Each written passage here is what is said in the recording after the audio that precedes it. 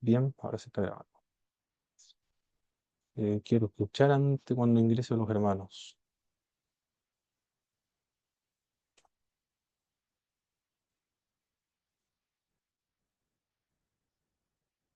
Lo que vamos a ver hoy día, una vez que haya finalizado esta sesión de clase,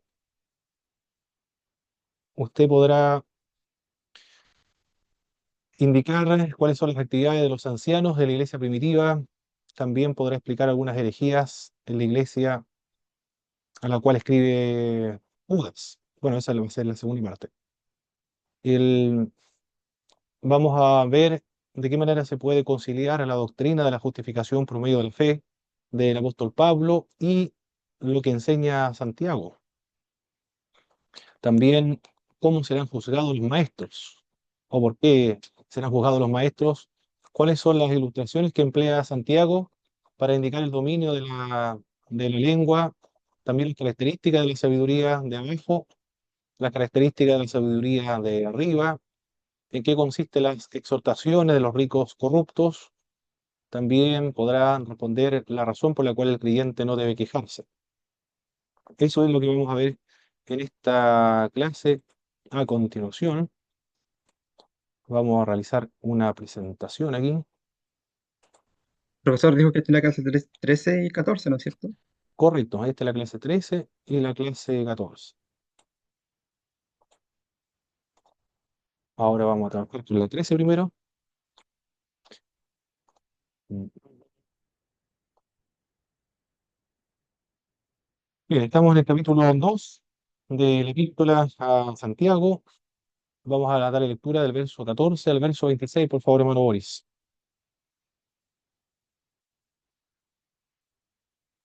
Verso Ya, 2 Santiago 2 del 14 al 26. al 26. Dice, hermanos míos, ¿de qué aprovechará si alguno dice que tiene fe y no tiene obras? ¿Podrá la fe salvarle? Y si un hermano o una hermana están desnudos y tienen necesidad del mantenimiento de cada día y de alguno de vosotros les dice, id en paz, calentaos y saciaos, pero no les dais las cosas que son necesarias para el cuerpo, ¿de qué aprovecha? Así también la fe, si no tiene obras, es muerta en sí misma. Pero alguno dirá, tú tienes fe y yo tengo obras. Muéstrame tu fe sin tus obras y yo te mostraré mi fe por mis obras. Tú crees que Dios es uno, bien haces. También los demonios creen y tiemblan. Mas ¿quieres saber, hombre vano, que la fe sin obras es muerta? ¿No fue justificado por las obras Abraham, nuestro padre, cuando ofreció a su hijo Isaac sobre el altar? ¿No ves que la fe actuó juntamente con sus obras y que la fe se perfeccionó por las obras? Y se cumplió la escritura que dice, Abraham creyó a Dios y le fue contado por justicia, y fue llamado amigo de Dios. Vosotros veis pues que el hombre es justificado por las obras y no solamente por la fe. Asimismo, también Rahab la ramera no fue justificada por obras cuando recibió a los mensajeros y los envió por otro camino, porque porque como el cuerpo sin espíritu está muerto, así también la fe sin obras está muerta. Perfecto, muchas gracias, hermano Boris.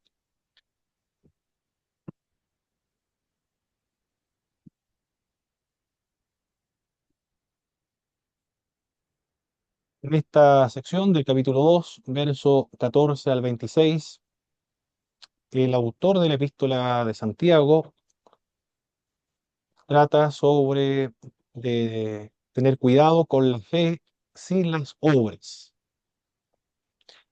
Nos dice que la fe y las obras trabajan conjuntamente en la justificación del pecador.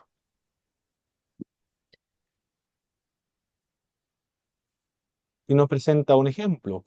Este ejemplo es Abraham, fue justificado por sus obras, nos dice el verso 21. Demostró su fe con sus obras en el verso 22. La Biblia en Dios habla hoy dice su fe se demostró con hechos. La nueva traducción viviente traduce su fe y sus acciones actuaron en conjunto. En el verso 22, en la segunda sección del verso 22, Su fe se perfeccionó por sus obras. Es la traducción, o como nos traduce las Sagradas Escrituras. También, por supuesto, se requiere la fe para ser justificado en el verso 23. Aquí es necesario recurrir al libro de Génesis para entender esta sección. Génesis, Génesis, en el capítulo, vamos a leer, Génesis capítulo 15. Génesis capítulo 15, en el verso 6. Por favor, vamos a darle lectura a ese pasaje bíblico. Bienvenido, mi doctor Nicanor. Amén, amén. Buenas tardes a todos. Buenas tardes, mi doctor. Bendiciones. Amén, igualmente. Por favor, mi pastor Nicanor, ¿podría leer Génesis capítulo 15, verso 6, por favor? 15:6.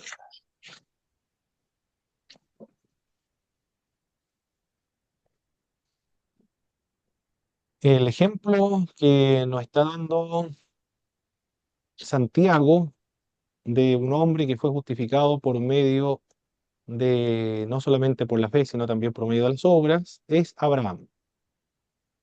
Amén. Vamos a leer esa sección. 15, Correcto. 6. 15, capítulo Amén. 15, verso 6. Amén. Y creyó a Jehová y le fue contado por justicia. Perfecto. Entonces acá nos dice, Génesis capítulo 15, Abraham fue justificado solo por la fe. Solo por la fe.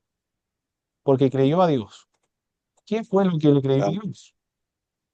La promesa que dice el capítulo 15. Vino luego a él palabra de Jehová diciendo, no te heredará este, sino un hijo tuyo que es tuyo será el que te heredará. Y lo llevó fuera y le dijo, mira ahora los cielos y cuenta las estrellas, y las puedes contar. Y le dijo, así será tu descendencia. Y creyó a Jehová y le fue contado por justicia. El Génesis entonces, en el capítulo 15, verso 6, nos señala que Abraham fue justificado solamente por medio de la fe. La fe es una confianza, como lo hemos explicado anteriormente en el libro de Hebreos, una confianza en las promesas de Dios. Y el autor de Santiago no está aludiendo a este capítulo del libro de Génesis, cuando dice, Abraham no solamente fue justificado por su fe, sino también por medio de sus obras, en el verso 21. Pero él está aludiendo a otro evento, a otro hecho que menciona el libro de Génesis, donde ofrece a su hijo Isaac.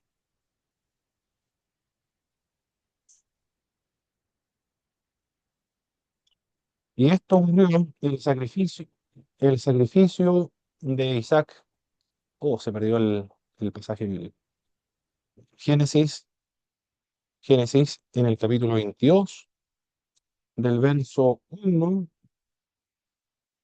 hasta el verso 18, habla acerca de el sacrificio de Isaac. Bien, lo que está aludiendo el autor de Santiago es a este episodio, a Génesis capítulo 22, verso del 1 al 18, cuando Abraham estuvo dispuesto a sacrificar a su hijo Isaac, a renunciar incluso a la promesa que Dios le había dado de que por medio de un hijo de él, en la época, en el capítulo 15, verso 6, todavía no nacía su hijo Isaac. Por medio de un hijo tuyo serán benditos todas las naciones de la tierra y será una gran descendencia. Allí fue justificado Abraham. Pero Santiago está aludiendo al otro pasaje, al capítulo 22, verso del 1 al 18, cuando demuestra por medio de un acto o por medio de los hechos, como lo traduce la Dios habla hoy, o por medio de las obras, como lo traduce la Reina Valera en 1960, al estar dispuesto a ofrecer en sacrificio a su hijo Isaac. En ese sentido demuestra su auténtica y verdadera fe. En ese sentido, el ser humano es justificado por su fe y por sus obras, como lo del verso 21 del libro de Santiago.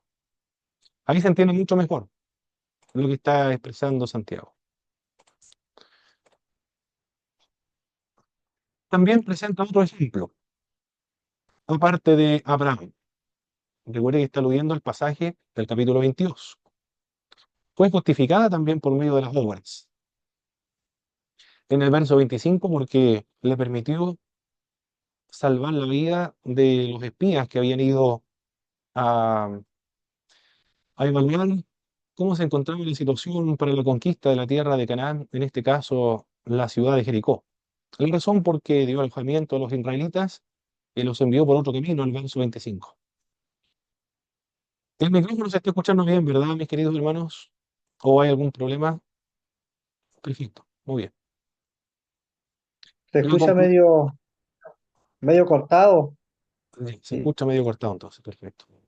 sí. Entonces voy a ver ahora. Oh, oh, ¿salió? Salí del... esto creo que era, a ver. Mm, voy a hacer ¿Me escuchan ahora? Este no es el micrófono. Ahora sí, a ver, ¿Se el escucha? Sí, ahí se micrófono, escucha sí, un poco mejor. Ahí se escucha un sí. poco mejor. Pero estoy ocupando otro micrófono, porque el micrófono, el de solapa, lo tengo en otra parte. Entonces, ¿cuál es el micrófono de solapa? ¿Cuál será? A ver, voy a hacer un intento. Quiero ver algo. Lo apagué.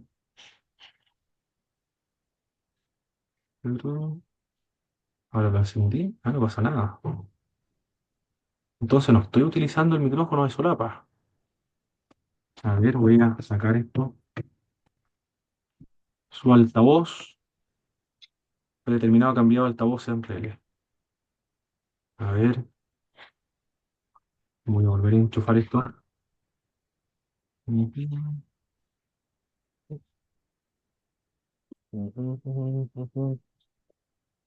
Voy a ver cómo se escucha ahora. Ah. ¿Lo están escuchando ahora, mis queridos amigos? ¿Me escuchan? No, ahí se escucha peor, profe. Estaba mejor el micrófono de antes. Sí.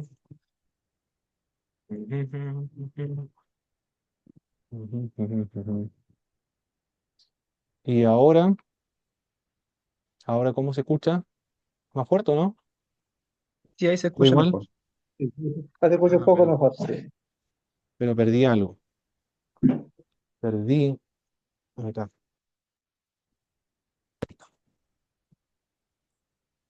Yo creo que ahora no debería haber problema. Vamos a ver. Bueno, si se escucha mal, me vuelven a comentar, por favor, mis queridos hermanos. El hermano Víctor dejó un mensaje, bendiciones, mis hermanos y pastores. Ah, cuando ingresó, ya ahora vi el mensaje. Perfecto. Sigamos compartiendo entonces la presentación. Estábamos en la clase número 13, aquí parece que era, o acá, ahí Sí, está. habíamos empezado a hablar de Raab. Muy bien, ¿qué están viendo en su presentación, mis hermanos? Está el ejemplo de Abraham y el ejemplo de Raab. Perfecto, muy bien, eso, muy bien. Estamos viendo lo mismo entonces. La conclusión de una persona que es justificada por la fe y por las obras son Abraham y Ram. Por lo tanto, la conclusión es el hombre justificado no solo por la fe, sino también por las obras, en el verso 24. Como el cuerpo sin el espíritu está muerto, así también la fe sin obras está muerta, lo comenta el verso 26. Ahora tenemos que explicar esto.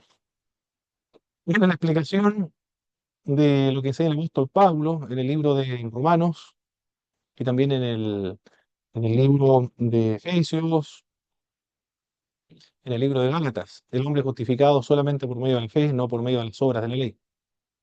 Santiago no considera, como tampoco Pablo, la fe de Abraham como una obra, porque Génesis capítulo 15, ya lo había mencionado, verso 6, se dice que Abraham creyó a Dios y en ese momento, antes de que naciera su hijo Isaac, fue justificado. Mientras que el apóstol Pablo, en el capítulo 4, verso 3, insiste más en las obras que nacen de la ley perfecta. El autor de esta epístola no polemiza con la doctrina del apóstol Pablo de la justificación solo por la fe. Cada uno trata el tema de perspectivas diferentes. Pablo se preocupa del camino concreto por el que se llega a la salvación. Por otra parte, Santiago habla de las consecuencias prácticas que conlleva la realidad de creer en Jesucristo. Si Pablo y Santiago trataran el asunto de la misma perspectiva, la de un hombre ya creyente, coincidirían perfectamente. El método que emplea Santiago para analizar el asunto es la diatriba, que consiste en la presencia de un interlocutor imaginario. El texto comienza con una pregunta retórica. Hermanos míos, ¿de qué le sirve a uno decir que tiene fe y no tiene obras? ¿Podrá salvarlo la fe? El hecho de que resalte más las obras obedece a las necesidades del momento, para exhortar a comunidades dormidas en los laureles. El apóstol Pablo no niega la necesidad de hacer buenas obras. Dice que Dios pagará a cada uno según sea su obra. Eso lo dice Romanos capítulo 2, verso 6. Cada creyente irá al tribunal de Cristo para recibir lo que haya hecho mientras estaba en el cuerpo, dice el apóstol Pablo en 2 Corintios capítulo 5, verso 10. Santiago no ridiculiza el paulinismo o las enseñanzas del apóstol Pablo, sino una perversión del paulinismo. Santiago condena la profesión sin la práctica. Cada uno de ellos comienza por distintas etapas de la vida cristiana. Pablo comienza por el principio de la vida cristiana, el medio para aceptar la gracia de Dios.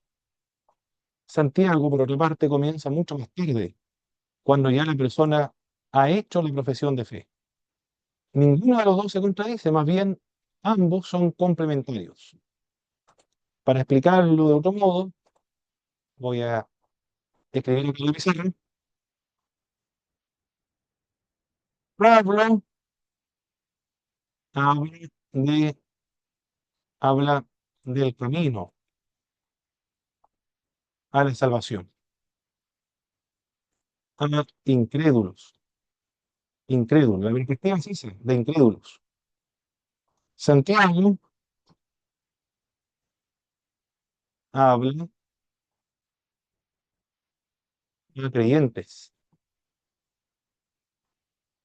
El camino a la perfección cristiana. Y esas son las perspectivas de ambos. Pablo habla a los incrédulos, le dice cómo ser salvos, solo por la fe.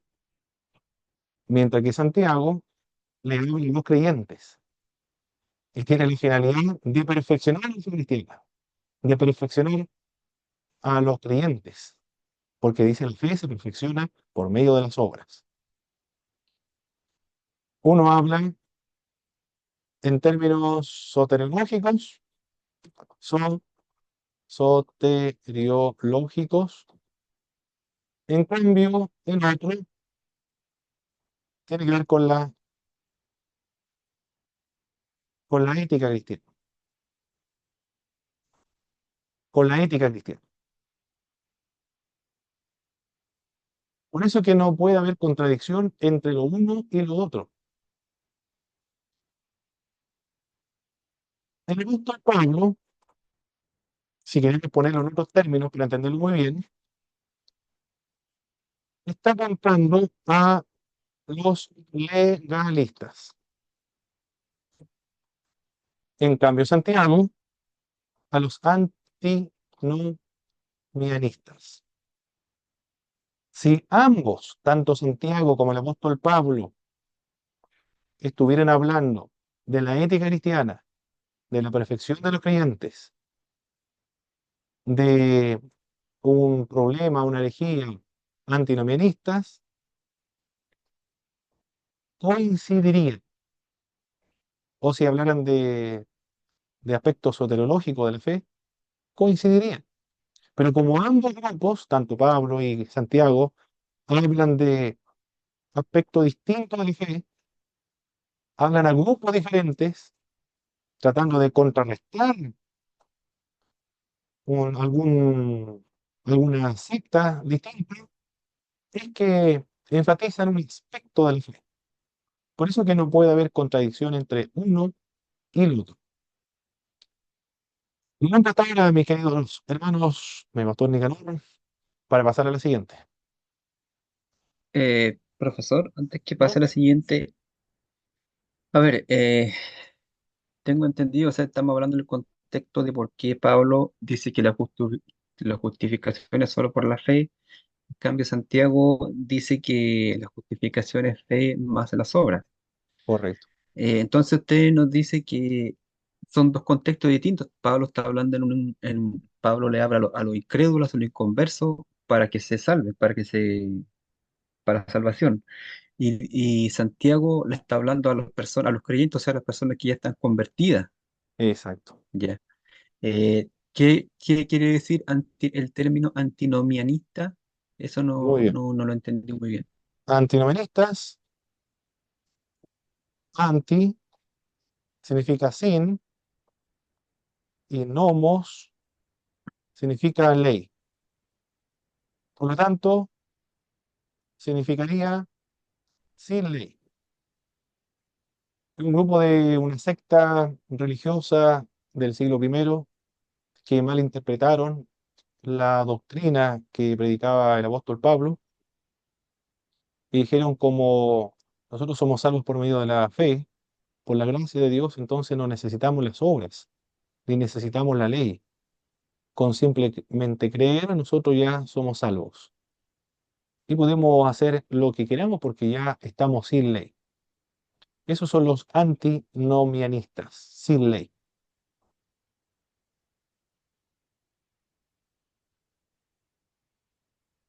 Pero por ejemplo, sí, no, está bien, pero por ejemplo, un cristiano que se ha convertido y no produce obras, ¿a qué conclusión podemos llegar? ¿Se puede salvar solamente por la fe? O sea, si su caminar cristiano no tiene obras. Muy bien. Es evidencia entonces de que su fe no es una fe salvífica. La fe del ejemplo que usted me ha dado de un cristiano, de un cristiano que no tiene obras. Muy bien. Es evidencia de que su fe no es la salvífica, sino natural o diabólica. Eso sería. Bueno, suena fuerte la diabólica, pero diabólica en el sentido de que no obedece a los mandatos de Dios. Eso es lo que quiere decir como un demonio cree en la existencia de Dios y todo lo demás, pero no sirve ni obedece a Dios. En ese sentido, diabólica. Natural en el sentido de, recuerda que el fe es confianza. Por ejemplo, yo confío en qué puede ser, en un conductor de que me va a llevar a mi destino, o en la empresa que me va a pagar el sueldo a fin de mes. Es una fe natural. Y creo absolutamente todo lo que me están comentando de la iglesia, de la religión, pero no obedezco en nada de eso. No me transforma, no produce obras. Evidencia del joven son las evidencias de la fe. Por eso dice Santiago, muéstrame tu fe sin tus obras y yo te voy a mostrar mi fe por medio de mis obras. Si un cristiano que no tiene obras, eso es evidencia de que su fe no es salvífica. Su fe es una fe intelectual nada más. Intelectual. No es una fe auténtica. Netamente intelectual, cognitiva. Porque una fe auténtica transforma, produce obras. Hermano Paulo, ¿Sí? siguiendo la línea entonces de lo que nos dice mi hermano Boris, ¿qué pasa con las personas que aceptan al Señor y mueren, como el ladrón de la cruz, porque yo siempre he entendido que, y corríjame si estoy mal, ¿Sí? que el hecho de nosotros aceptar al Señor Jesús como Salvador personal ya es una obra, ¿o no es así? No. Por ejemplo, en el caso del ladrón de la cruz, La fe, la fe no es una obra, no es un mérito o una virtud. No es eso. La fe no es una obra, no es un mérito, no es una virtud. Porque la fe es la antítesis de las obras, es el antónimo de las obras, el contraste de las obras. La fe es confianza. La fe es una disposición de la mente y de la voluntad. Es una confianza plenamente, es una entrega total en depositar o y confiar el alma a una persona para la preservación eterna del alma. Lo que hizo el ladrón del cruz es eso. Confió de que la persona que estaba al lado suyo era capaz de preservar eternamente su alma. O que esa fe no es una fe tan elaborada como la nuestra en el sentido de comprender todas las doctrinas bíblicas. Él creyó que ese hombre es el Mesías, el, el que iba a traer el reino de Dios, el enviado de Dios, creyó eso. Por eso le dijo, acuérdate de mí cuando vengas en tu reino, le dijo eso. Creyó eso, del, sí, de la unión hipostática, de la Trinidad, de las dos naturalezas, de Jesucristo, de las dos conciencias, de las dos voluntades del Señor Jesucristo, de la Teotocos, por ejemplo. Nada de eso, si eso se desarrolló después. Confió de que lo que él estaba diciendo era verdad y entregó toda su confianza y se entregó a él. Fue lo que le salvó. Pero la fe no es una obra, no es un mérito, no es una virtud. Es simplemente confianza, una disposición de la mente y una disposición de la voluntad.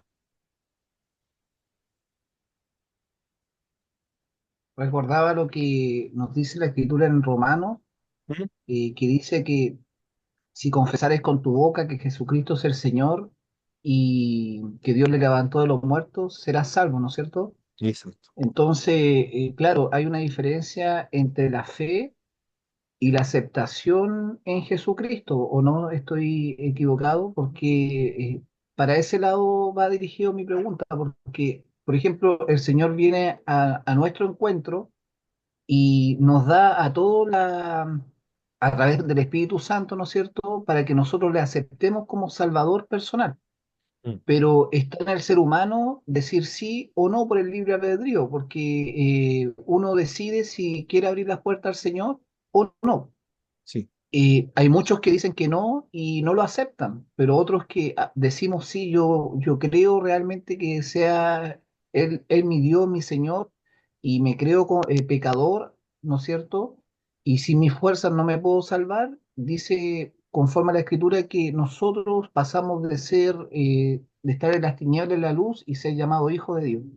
Pero a eso me refería yo, mi hermano Pablo, en el sentido de yo decir sí, acepto en ese sentido, no es la fe, ¿no es cierto? Porque es, bueno, una cosa es creer en el otro, pero el otro es aceptar. Eso no es una obra. Muy bien. Aceptar, recibir, ¿qué más? Ir, aceptar, recibir, ir, mirar, seguir a Cristo son metáforas de la fe. Esos son mi hermano Víctor.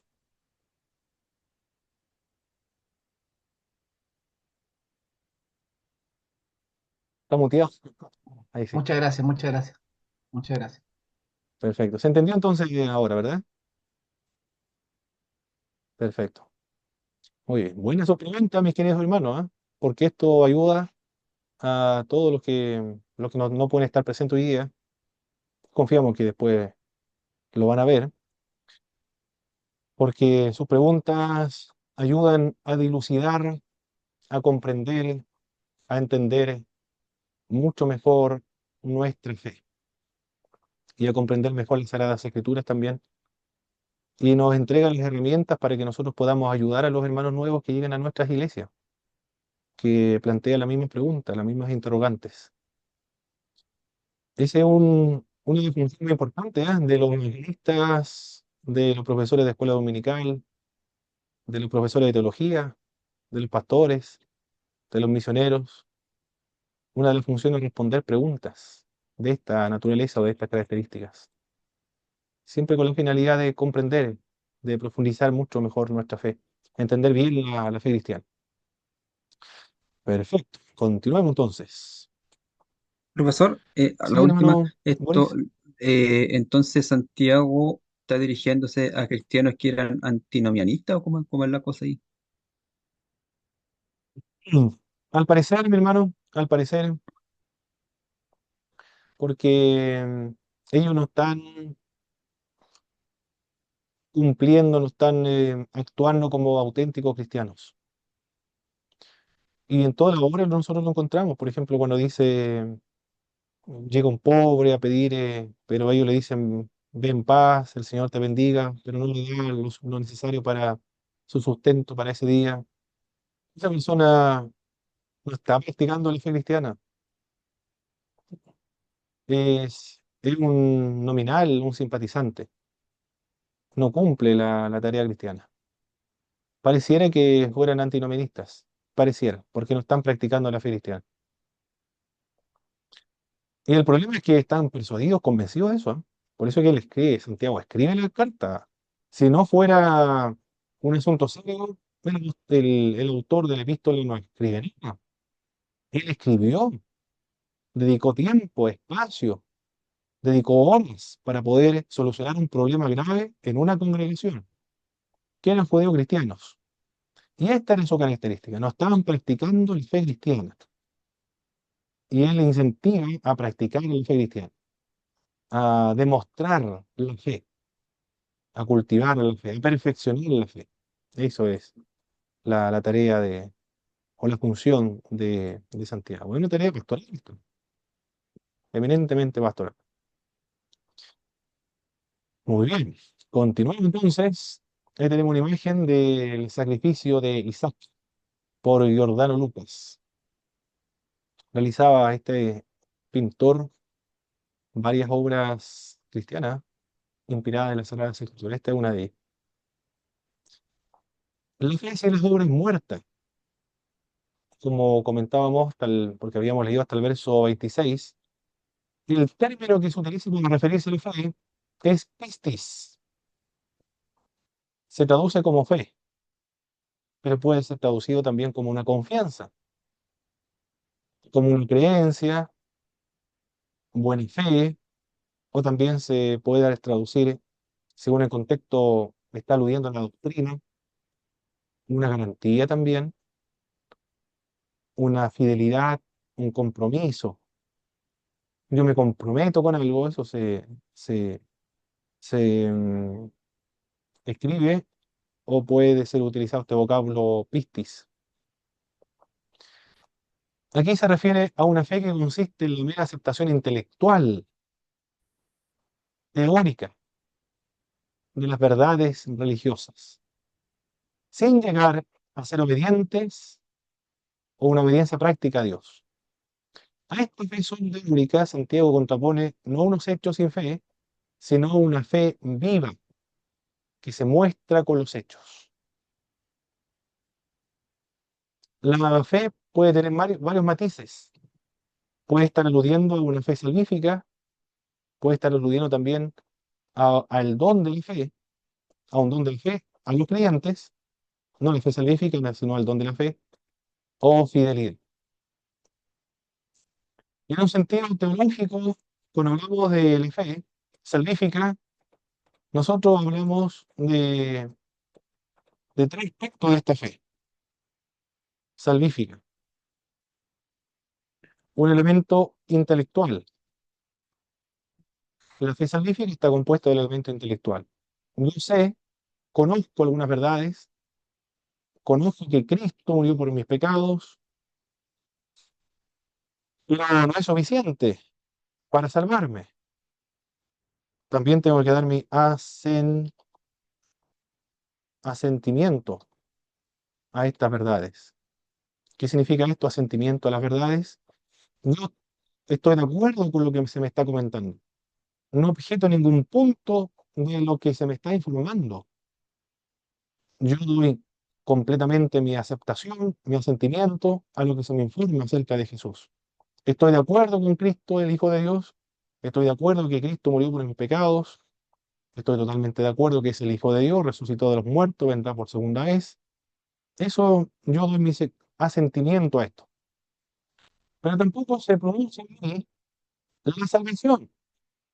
Para que se produzca realmente la salvación, tiene que activarse o debe estar incluido en otro elemento de la fe salvífica, que es apro- la apropiación. En teología sistemática, la fe salvífica es eso. Tienen que estar incluidos los tres elementos: el elemento intelectual, el asentimiento y la apropiación.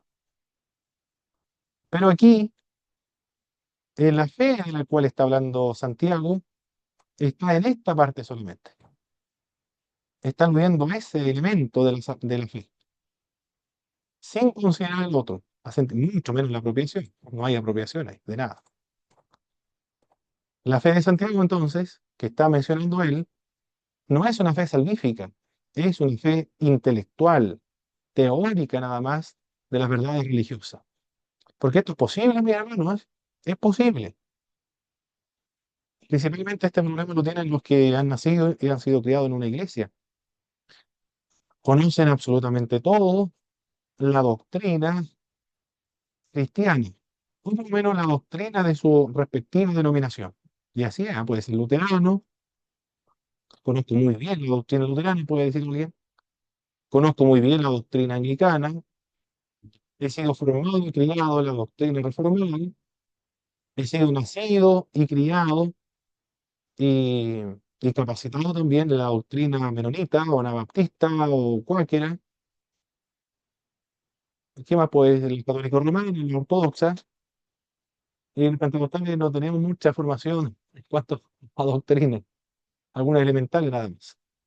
Pero estas otras iglesias sí tienen formación. Por ejemplo, para ser pastor de la iglesia luterana, debe estudiar la doctrina luterana y debe firmar documentos también, documentos que adscriban a las confesiones de fe de la iglesia luterana.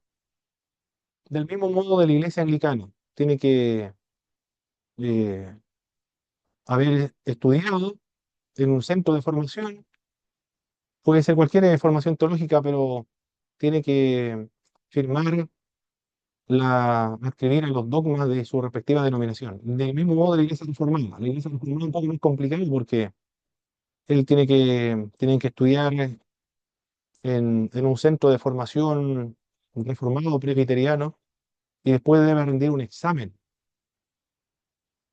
Y ese examen son exámenes donde se le plantean preguntas a los presbíteros, le plantean preguntas dogmáticas. Y él tiene que ser, como decía, informado y preparado para eso, debe responder de acuerdo a los dogmas de la iglesia reformada. Y otras exigencias también. Es muy elevado la exigencia para ser pastor de la iglesia presbiteriana. Puede ser que conozca muy bien, domine muy bien estos dogmas de fe, pero aquí Santiago está hablando de una fe que debe demostrarse por medio de la práctica, por medio de la experiencia. Aquí se está objetando un tipo dogmático de fe, una fe meramente intelectual. A esta fe solo teórica Santiago contrapone no unos hechos, sino sin fe, sino una fe viva, que se muestra con los hechos. La fe sin obras está muerta. El vocablo que va a emplear el apóstol, perdón, el autor de Santiago va a ser necrus, cadáver, un muerto. Describe la fe muerta, como el cuerpo sin el alma o sin el espíritu está muerto, así también la fe sin las obras está muerta. Es decir, no es una fe auténtica, no es una fe viva, es una fe intelectual, dogmática, doctrinaria, teórica, intelectual, pero que no es una fe práctica. Eso es lo que dice Santiago. Eso es lo que está contrarrestando o está denunciando. La fe y sobre se necesitan mutuamente, dice el verso 18 al verso 20. Una fe sin obras no tiene ningún valor.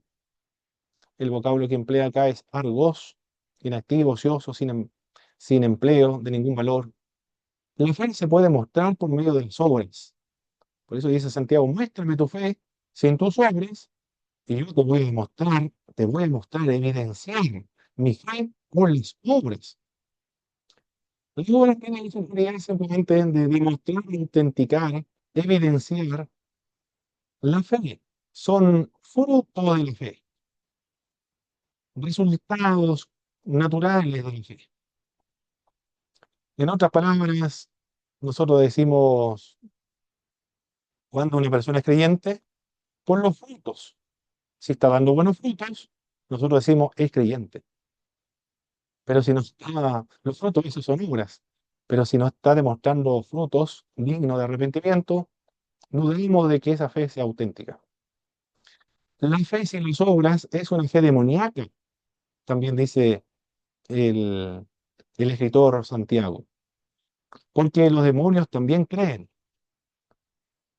también saben de Dios, pero no le obedecen, no le siguen, no practican las enseñanzas de Dios, porque practican las obras del demonio. Son demonios, son opuestos a Dios. En ese sentido, la fe que no tiene obras es una fe demoníaca. En una vida bien equilibrada debe haber oración y también debe haber un esfuerzo. Existe la tentación de dividir a los santos en dos categorías: los que pasan la vida retirados del mundanal ruido, de rodillas, en constante devoción, y los obreros que se meten en el polvo y en el barro, y el calor del día. La oración y el esfuerzo deben ir codo a codo o debe estar relacionado entre ellos, entre ambos. Mm. Aquí se está describiendo, en esta reflexión, se describe un monje a una zeta de uno que tiene muchas actividades eclesiásticas. Uno está enfocado en las actividades, en las obras, y otro está enfocado en la devoción, en la oración, en la vida contemplativa. Pero debe haber un equilibrio entre lo uno y lo otro. Esa es la idea. Acá también, la fe y las obras no, no son incompatibles, sino que están relacionadas. Una es el resultado de la otra, o la evidencia, el fruto de la otra. ¿Alguna pregunta hasta aquí, mis hermanos? Para seguir al siguiente, para continuar con la siguiente presentación.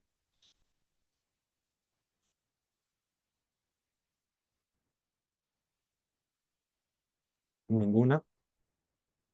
Muy bien.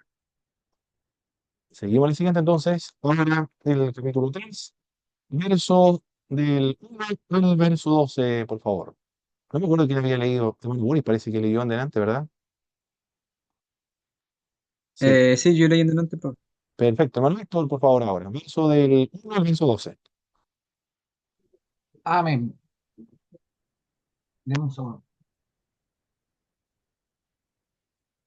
Capítulo 3 del versículo 1 al 2.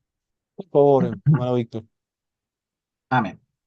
Dice la palabra del Señor: hermanos míos, no os hagáis maestros muchos de vosotros, sabiendo que recibiremos mayor condenación. Voy a agrandar un poquito la letra. Ahí está. He aquí nosotros ponemos frenos en la boca de los caballeros para que nos obedezcan y dirijamos así todo su tiempo. Mirad también las naves, aunque tan grandes y llevadas de impetuosos vientos, son gobernadas con un muy pequeño timón por donde el que las gobierna quiere. Así también la lengua es de un miembro pequeño, pero se jacta de grandes cosas. He aquí cuán grandes bosques encienden en un pequeño fuego. La lengua es un fuego, un mundo de maldad. La lengua está puesta entre nuestros miembros y contaminan todo el cuerpo e inflaman la rueda de la creación. Y ella misma es inflamada por el infierno, porque toda naturaleza de la bestia y de las aves y de serpientes y de seres del mar se doman y han sido domadas por la naturaleza humana. Pero ningún hombre puede domar la lengua, que es un mal que no puede ser refrenado, llena de veneno mortal. Con ella bendecimos a Dios y Padre, y con ella maldecimos a los hombres que están hechos a la semejanza de Dios. De una misma boca proceden bendición y maldición. Hermanos míos, esto no debe ser así. ¿Acaso alguna fuente hecha por una misma abertura de agua dulce y amarga? Hermanos míos, ¿puede acaso la higuera producir aceitunas o la vid higos? Así también ninguna fuente puede dar agua salada y dulce. Amén. Muy bien, muchas gracias, mi hermano Víctor.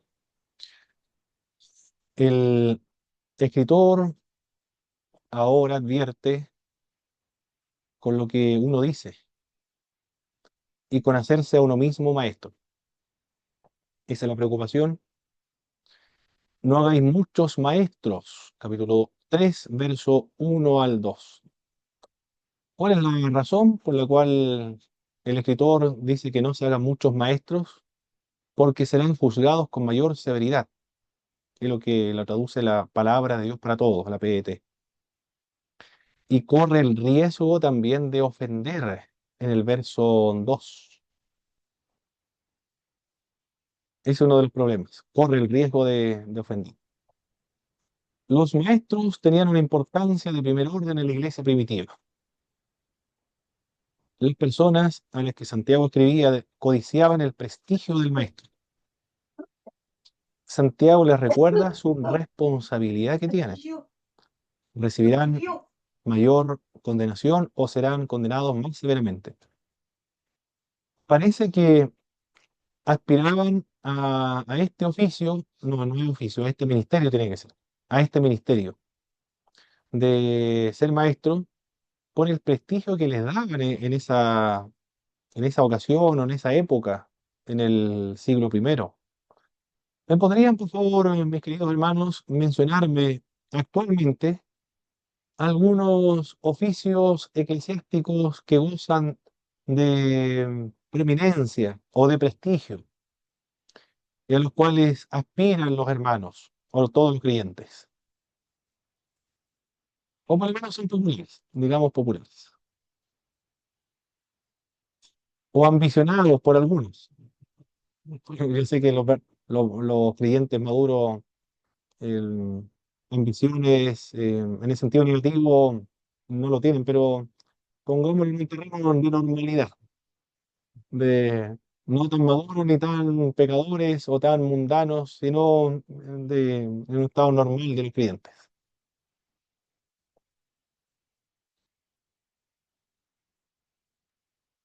El puesto de pastor, diría yo, que se escucha harto en la iglesia. Muy bien el pastorado, muy bien, perfecto. Algunos pueden aspirar Maestro, el maestro, algunos lo aspiran al pastorado o al maestro por el prestigio. Muy bien, ¿qué más?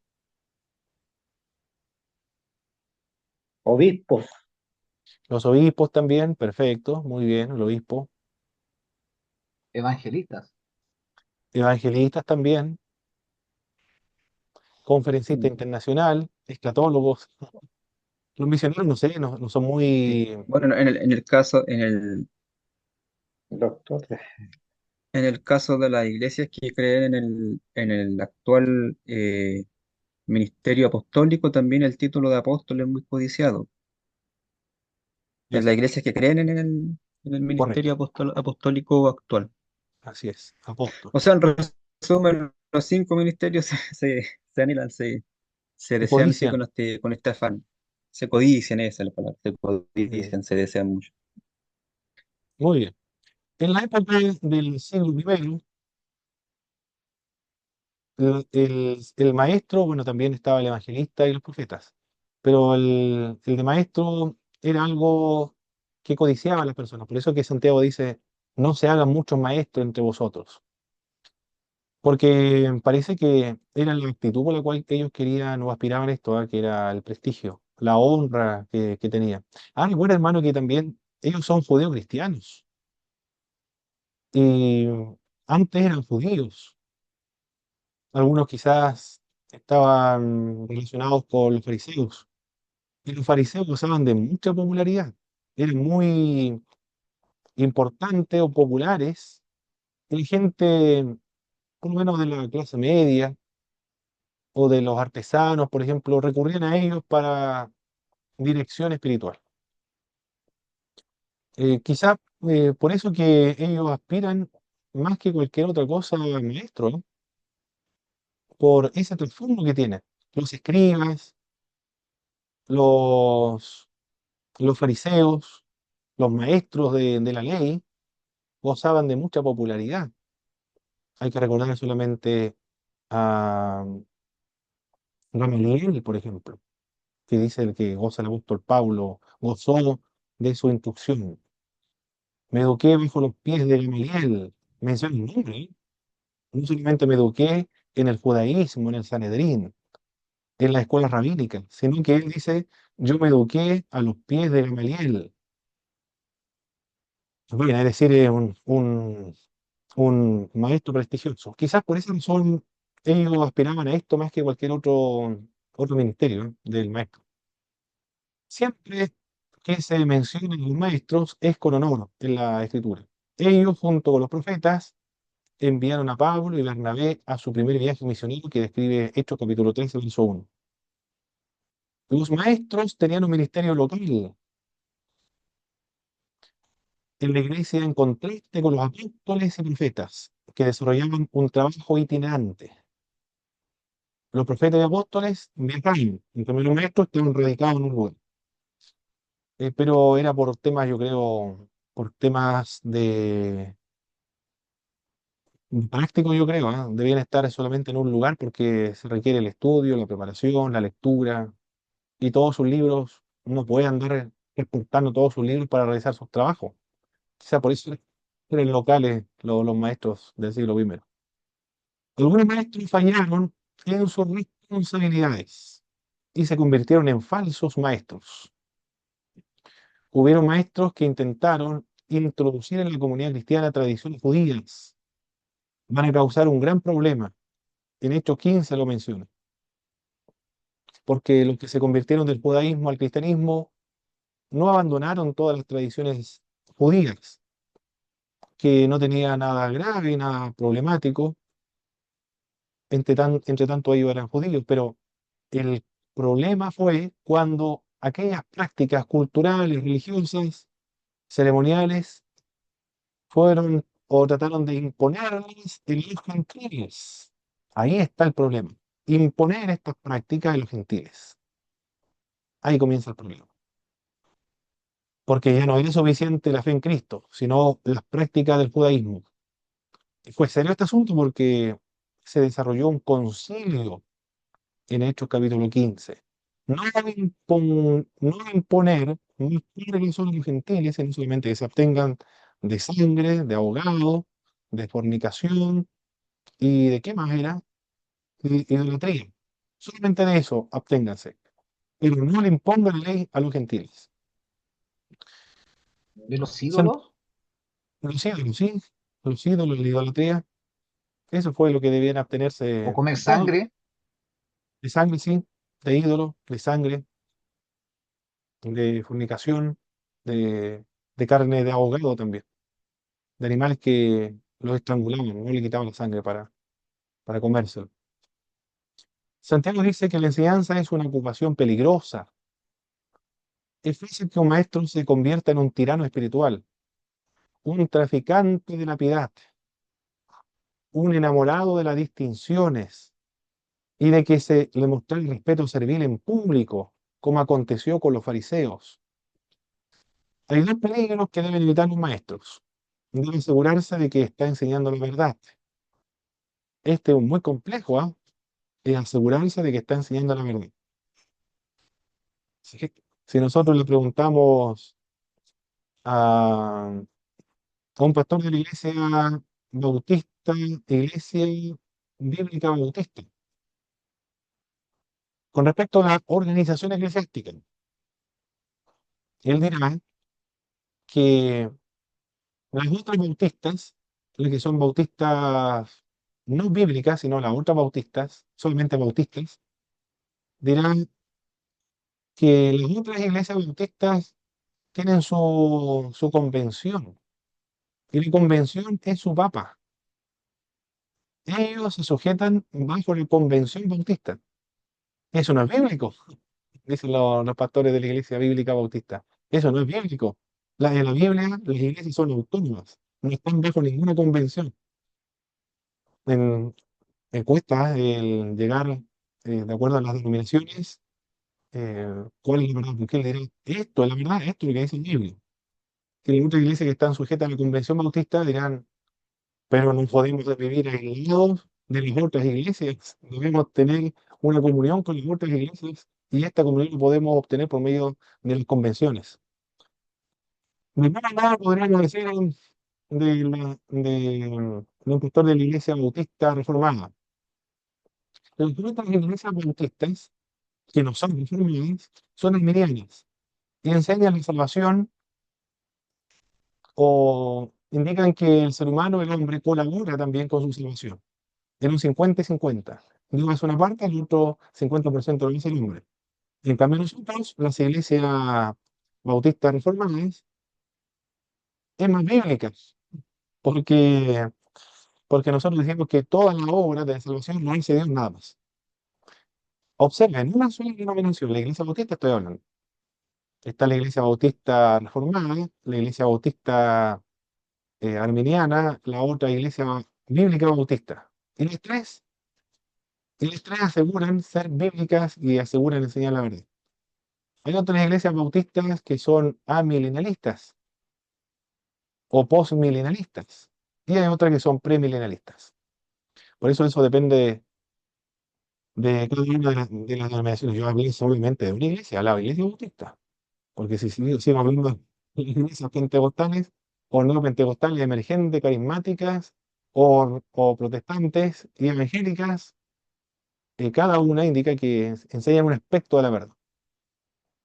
Bueno, en este sentido de las verdades fundamentales, sin embargo, hay verdades fundamentales, porque cada una nuestra, las diferencias son periféricas, no son enseñanzas fundamentales, porque las enseñanzas fundamentales que adscriben todas las iglesias evangélicas, protestantes y cristianas, también la Trinidad, la divinidad de Jesucristo, la personalidad del Espíritu Santo, la salvación por la fe, no por medio de las obras. Cristo murió en la cruz, es un Dios hombre, y murió por nuestros pecados, fue muerto, resucitó, vendrá por segunda vez en el cielo, el infierno, la resurrección de los muertos. Esas son enseñanzas fundamentales a las cuales escriben todos los cristianos.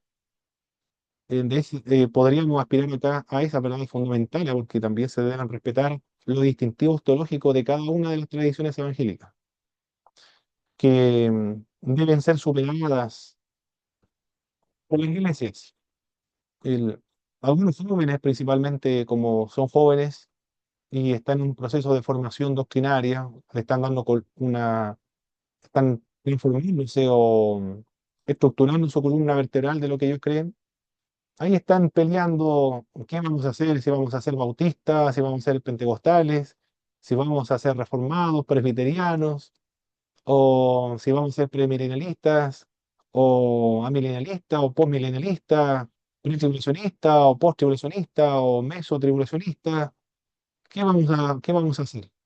Si el bautismo va a ser por adultos, jóvenes, o niños también, los jóvenes que se encuentran en esa situación, los que tienen esas preocupaciones, el, demandan tiempo en su formación. Cuando no enseñanza no hay avance, cuando una iglesia no tiene el fundamento claro de fe, entonces van a plantearse todas esas preguntas y van a buscar, pero se va a demorar en estructurar su comprensión bíblica o su comprensión teológica. En cambio, los que son más maduros, emocionalmente, espiritualmente, esos asuntos están superados hace mucho rato ya. Sus preocupaciones son otras. Sus preocupaciones son la misma que está mencionando Santiago. La fe cristiana consiste en practicar la fe cristiana, en tener compasión, misericordia de los pobres, la viuda, los huérfanos, en demostrar el amor al prójimo, en fomentar la unidad espiritual dentro de las iglesias. Los demás que superar. Igual que los seminarios teológicos, por ejemplo, en los seminarios teológicos a nivel de magíster o doctorado, esos asuntos de las denominaciones, de las doctrinas, están superados, ni siquiera se tratan de esos asuntos, se tratan de otro asunto de evangelización, de discípulos. Bien, ese es uno. El otro video que deben tener los maestros es de no contradecir su enseñanza con la vida práctica. Es decir, entre lo que enseña y lo que hace. Esos son los dos problemas. Asegurarse de que está enseñando la verdad y no sus propias opiniones, y el otro, asegurarse de que practica lo que enseña. Esos son las dos aspiraciones o las dos preocupaciones fundamentales de los maestros. ¿Qué más? Aquí nos dice, no hay muchos maestros, está relacionado con el ser apresurado para hablar, ¿eh? Porque después dice, corre el riesgo de ofender. El que habla mucho corre el riesgo de ofender. Por eso es muy bueno practicar la disciplina espiritual del silencio. El silencio es una disciplina en la formación espiritual donde antes o previo a la oración uno guarda silencio para escuchar a Dios, que Dios nos hable. Pero también el silencio sirve para no ser tan apresurado al momento de hablar. Y cuando alguien habla mucho y muy apresurado, corre el riesgo de ofender. Y eso dice el verso 2. Corre el riesgo de ofender.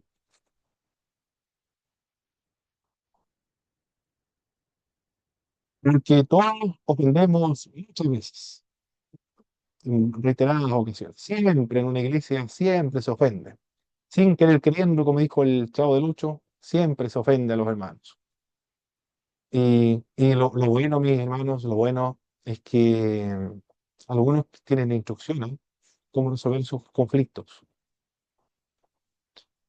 En la iglesia, principalmente cuando tienen algunas instrucciones previas. Si yo le ofendí a mi hermana, dice otra hermana, si yo le ofendí o lo voy a ofender en el futuro, usted me dice, no se va a quedar con eso guardado. Me dice en qué sentido, de qué manera yo lo ofendí y lo solucionamos para que no se quede con eso guardado en su corazón y eso le va a afectar a usted y también va a afectarme a mí, va a afectar a la congregación en su totalidad. Y eso es bueno, la hermana ya sabe que no se menciona si la llama. Entonces, la hermana llama por teléfono a la hermana, quiero conversar con usted mañana. Y allá va la hermana a reunirse, ¿qué han pasado? Quizás me quiere decir algo mío, quizás algo bueno. Y no comenta que se sintió ofendida por cualquier razón. Y ahí le explica. Puede ser verdad que sin querer queriendo la ofendió, no se dio cuenta, o quizás se malinterpretó, nada más una palabra, un dicho, y se solucionó el problema. En algunas iglesias ocurre eso, ¿ah? Cualquier cosa, si hay una persona en mí, que me dice, converse conmigo, yo no voy a enojar, no voy a poner rencor, pero tiene que decirme, porque así yo le puedo pedir perdón, porque si tú me dices que yo no puedo pedir perdón porque no va a tener idea cuál es la razón por la cual estar enojado conmigo. El, bueno, eso es lo que dice el libro, ¿no? Y lo que dice Jesucristo, él nos enseñó Si alguien te ofende, conversa con él en privado, con ella en privado. Así se solucionan los problemas en una congregación. Los ejemplos prácticos que menciona el autor de Santiago,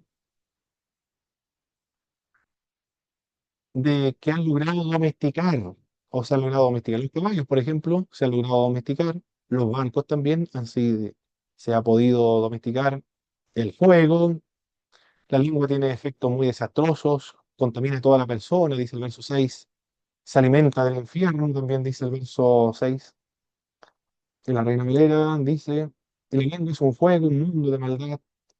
La lengua está puesta en nuestros miembros y contamina todo el cuerpo, inflama la rueda de la creación, ella misma es inflamada por el infierno. Wow, una expresión muy ruda, muy fuerte que utiliza Santiago para describir la lengua. No está en realidad, se está refiriendo a una persona. Es indomable. Wow, no se puede domar, no se puede domesticar. Es un mal infatigable, está llena de veneno mortífero, dice el verso 8. Porque con la lengua se bendice y también con la lengua se maldice. Bien, primero testimonio, hermano Boris, mi autor de Nicanor, de, de alguna calumnia, de alguna difamación que le ha causado una herida en su corazón, o si han sabido de alguien que ha sido afectado, porque algunos hermanos tienen un cuero muy duro, ¿no? Son como cueros de elefante, un cuero de cerdo, un cuero chancho, o tienen, se caracterizan por la hiperdermis, creo que se llama cuando tiene la piel muy gruesa, los elefantes. Entonces, la difamación, la calumnia no le hieren, no le afectan, pero a otros hermanos sí le afectan. Si conocen algún testimonio, por favor, de hermanos que han sido muy dañados, heridos emocionalmente por alguna calumnia, el efecto de la difamación del lengua que está describiendo Santiago.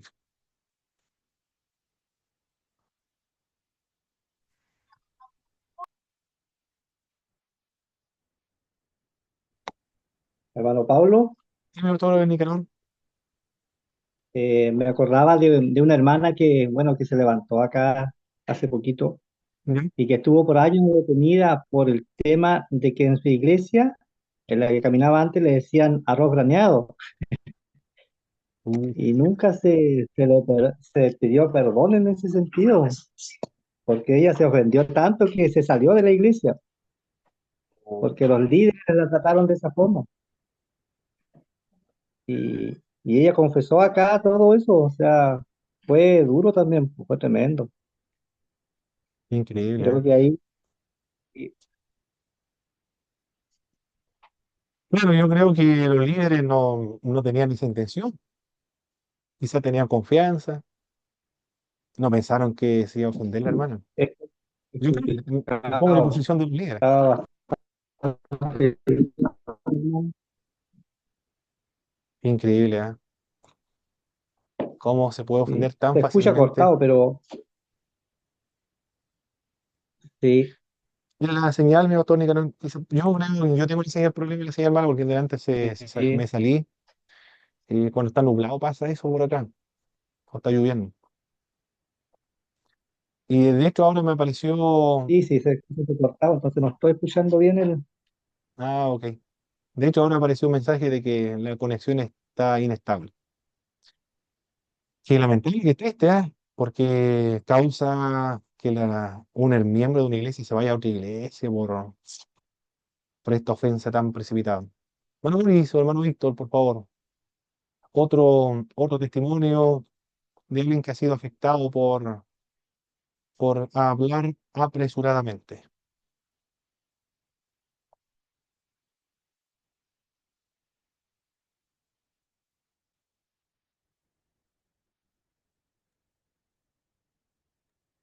Parece que tengo la conexión baja de internet, no sé si me escuchan bien.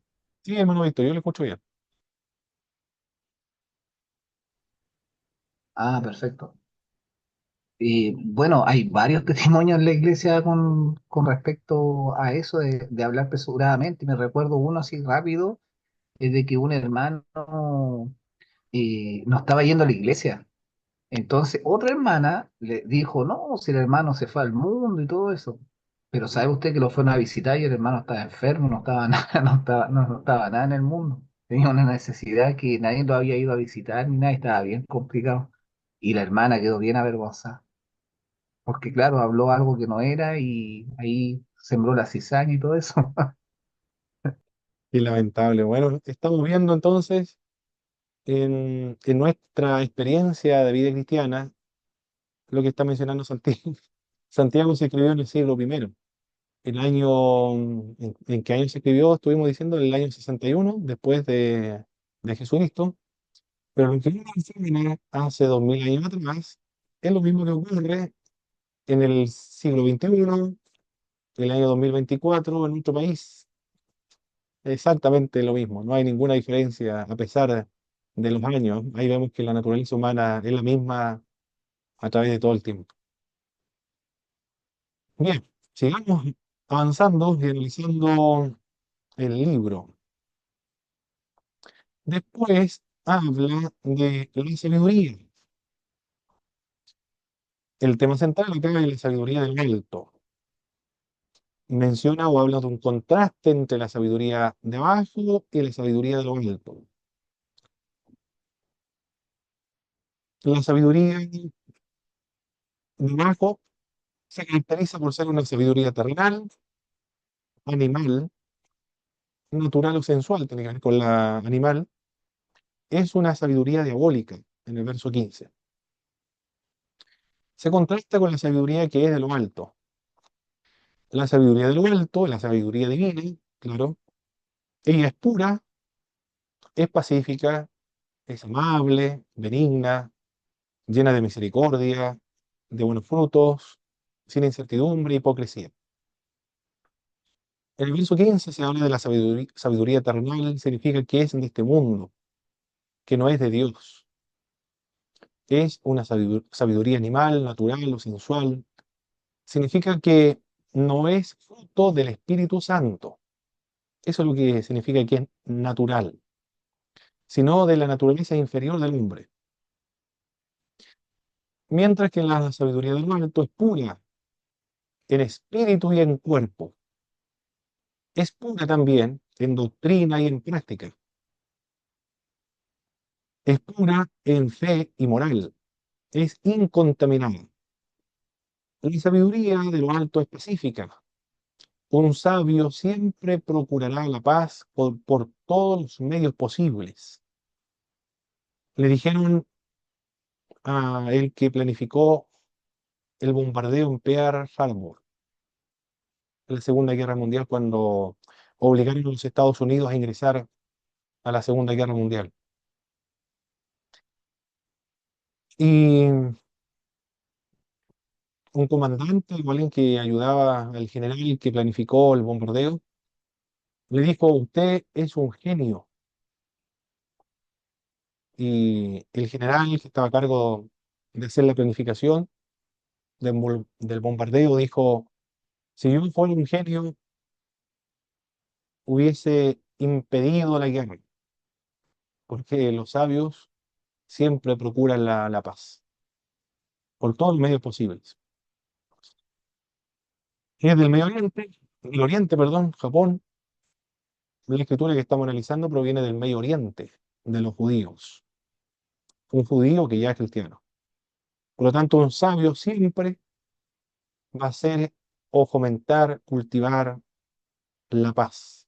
La guerra, bajo ningún punto de vista. Todos odian la guerra, pero lamentablemente en algunos casos es inevitable, como los ucranianos, por ejemplo. ¿Quién iba a querer ir a pelear, matar tanta gente? Miles de muertos diarios, están matando gente por temas políticos, ¿eh? Gente que no puede solucionar sus problemas de otra forma, tienen que emplear la violencia. Es un necio, dice Santiago, el que procura la guerra. Es un sabio, una persona pacífica. La tercera característica de esta categoría es de ser benigna, ser dócil. Esto quiere decir que el hombre sabio es capaz de escuchar sugerencias, que está siempre listo para oír las opiniones ajenas. y dispuesto a aceptar exhortaciones y correcciones. Esa es la característica de la sabiduría de lo alto. Y además que el libro de Proverbios dice lo mismo, ¿ah? Cuando dice, incluso el necio, cuando calla, es contado por sabio en la congregación de los sabios. Pero cuando se le ocurre abrir la lengua o abrir la boca, se dan cuenta todos de que esa persona no tiene nada que estar haciendo ahí en la congregación de los sabios, porque es un infiltrado. Lo que quiere decir el proverbista es que es sabio mantener la boca cerrada. Anteriormente, el capítulo que estábamos analizando anteriormente, el que habla mucho tiene riesgo de ofender también a muchos. Pero el sabio es dócil y escucha las opiniones ajenas también, está dispuesto a escuchar las exhortaciones, correcciones, las sugerencias de otros. Proverbios también dice que en la multitud de consejeros, ustedes hacen el proverbio, ¿verdad? ¿Qué es el proverbio de la multitud de consejeros?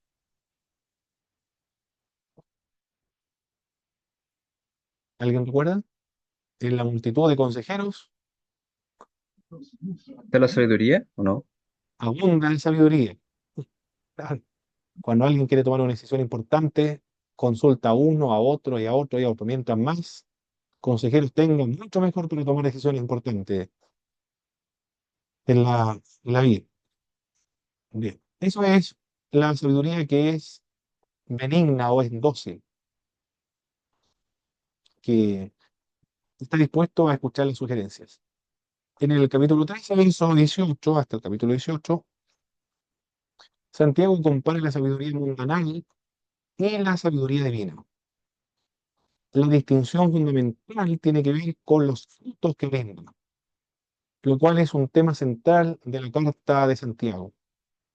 El autor cuestiona la validez de toda la sabiduría o la manera de pensar y preguntar. ¿En qué resulta? Está convencido de que la amargura, los celos, las actitudes de pleito, las peleas, las envidias, egoísmo, se originan en una manera mundana de pensar que lleva a la destrucción. La sabiduría que es terrenal, mundanal, la sabiduría de abajo, es autodestructiva, dice de Santiago. Por tanto, indica que la sabiduría que desciende del cielo genera frutos constantes. Estos son pureza, paz, flexibilidad, generosidad, buenas obras, falta de discriminación y hipocresía. Esta juxtaposición es un llamado a la iglesia a vivir y pensar de una forma que es contra la corriente cultural. Este tipo de cultivar la sabiduría de lo alto es ir contra la cultura, porque la pureza es considerada actualmente como una ingenuidad y algo retrógrado. El ser pacífico es considerado como un signo de debilidad. Y así podríamos seguir el listado. Los frutos, verso 18, los que trabajan por la paz siembran la paz y cosechan la justicia. En resumen, los que promueven la paz van sembrando en paz el fruto que conduce a la salvación, dice la Biblia de América. Luego, en el capítulo 4 de la Epístola de Santiago, verso 1, habla de las pasiones que dominan nuestra vida. Producen guerras, producen pleitos, cuidado con la codicia y las pasiones, verso 3, 4. Codiciáis, pero no tenéis, matáis y ardéis de envidia, pero no podéis obtener, combatís y hacéis la guerra, no tenéis porque no pedís. Guerra, la guerra no designa aquí las luchas internas de cada hombre, sino las disensiones o rencillas entre los fieles de una iglesia, dice algún comentarista. No se refiere a las luchas internas que cada uno tenga, sino que se refiere a los conflictos internos dentro de una congregación, se le denomina guerra. Esta es una interpretación que se ha otorgado. O sea, Por otra parte, Skinner, en su comentario bíblico contextual del Nuevo Testamento, explica lo siguiente. La sabiduría de Dios no era la sabiduría populista de los violentos. Así que aquellos cuya fe era genuina no podían vacilar entre las dos opciones. Santiago aquí se dirige a muchos de los pobres, los oprimidos, quienes están tentados a tratar de derrocar a sus opresores y posesionarse de sus pertenencias. Las explicaciones que se han dado es, con respecto a estas guerras, los conflictos internos dentro de una congregación, pero Kinner dice que las guerras acá son literales. No es metafórica para describir los conflictos internos de una iglesia, sino que son literales, son guerras de verdad, donde se utilizan armas para matar a otros. Skinner presenta el contexto cultural básico de todos estos pasajes o del libro de Santiago en la época del año 61 después del Señor Jesucristo, previo a la guerra de los romanos contra los judíos, en el año 70 después de Jesucristo y como consecuencia la destrucción del templo de Jerusalén. Lo que ha causado esta guerra, esta violencia, estos conflictos son los aristócratas judíos quienes están esquilmando a la población a costa de exacciones de dinero altísimas. Están cobrando y están oprimiendo, están empobreciendo a los que tienen menos recursos económicos en el país. Estando en un estado de invasión de un imperio, y ellos están sometidos a este imperio, el imperio romano. Por lo tanto, hay otros grupos que son revolucionarios, que son terroristas, estos son los celotes, que están entusiasmando a la población a rebelarse contra Roma, a independizarse de ellos. Y Santiago está aludiendo a esta guerra a ellos en particular, que, que no procuren la guerra o no se unan a estos grupos que son violentos, porque esa no es la sabiduría que viene de lo alto. Le está diciendo que tengan paciencia también, más adelante, tengan paciencia, le dice. Y se hacen la guerra, no tenéis porque están pidiendo mal. Y pareciera que también que la oración se está corrompiendo dentro de los miembros de esta iglesia. Es una iglesia con serios problemas internos. Existe entre ellos ambición, recuerda que son pobres, son de la clase baja de la sociedad, están sufriendo la opresión también de los más poderosos, codician y también la violencia. La oración, que es una forma de vencer estos malos deseos, también está manipulada por intereses egoístas porque están pidiendo para sus propios intereses egoístas y no están considerando la voluntad de Dios en estas peticiones. Ese es el problema que existe en esta congregación. Yo le pregunto a mis queridos hermanos, pastor, Nicanor, acerca de lo que estamos viendo hasta ahora para irnos a un descanso, antes de irnos a un descanso.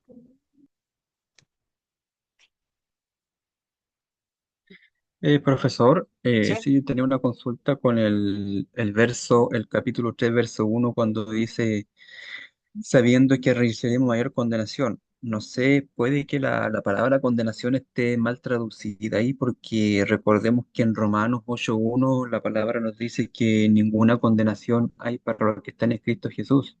Entonces, me imagino que Santiago, o sea, o la traducción se refieren a un tipo de condenación salvífica, como lo dice en Romano 8. Entonces, ¿qué pasa con ese versículo cuando dice que recibiremos mayor condenación o sea, en este caso los maestros?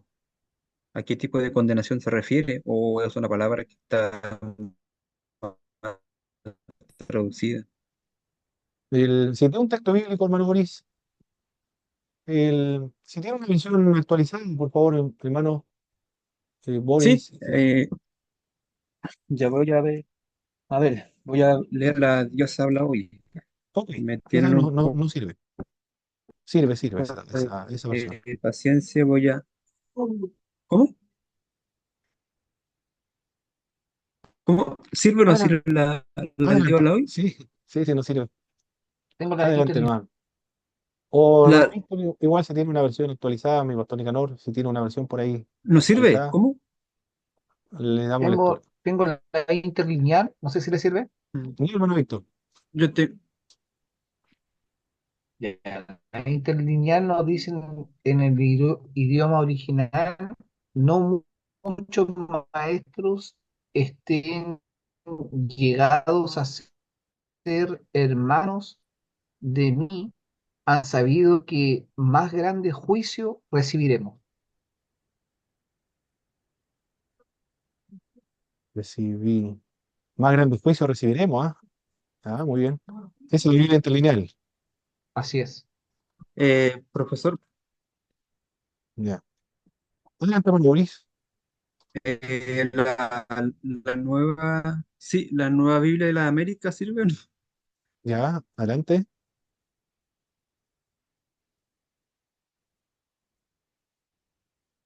Le voy a dar Dice, lectura, hermano hermanos Boris. míos, que no se hagan maestros muchos de ustedes sabiendo que recibiremos un juicio más severo. ¿Ah? ¿Cómo? Un juicio ¿Escucha bien? más severo, ¿cierto? Recibiremos un juicio más Sí, severo. sabiendo que recibiremos un juicio más severo. Esa era la Biblia. La nueva Biblia de la América, la NBLA. Ya.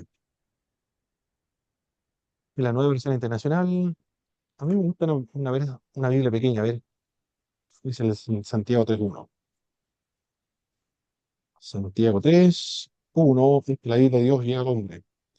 Hermanos míos, no debe haber entre ustedes muchos que se hagan maestros, pues ya saben que a los que enseñamos se nos va a juzgar más severamente. Juzgar, juzgar más severamente. Eso dice la Biblia, Dios llega al hombre. Dios llega al hombre. No sé si está un poco más clara la idea, hermano Boris, con esas versiones bíblicas. Claro, o sea, no, sí, sí, claro, un juicio más severo. Yo creo que un juicio más severo o más grande juicio igual explicaría mal el contexto de lo que está diciendo Pablo, porque no, en ninguna manera yo creo que sea en un contexto de soteriológico, o sea, de que nos vamos a condenar a los maestros, o sea, que los maestros se van a hacer en ese tipo de condenación. Sí, será más severo. La Dios igual dice Se la aclara mucho más PDT. con las versiones más modernas. Exactamente, a eso se refiere. Bueno, ahí está más claro. Siempre cuando tengamos esa duda, la versión actualizada de la Biblia aclara mucho más el pasaje. Perfecto. Serán juzgados con mayor severidad entonces.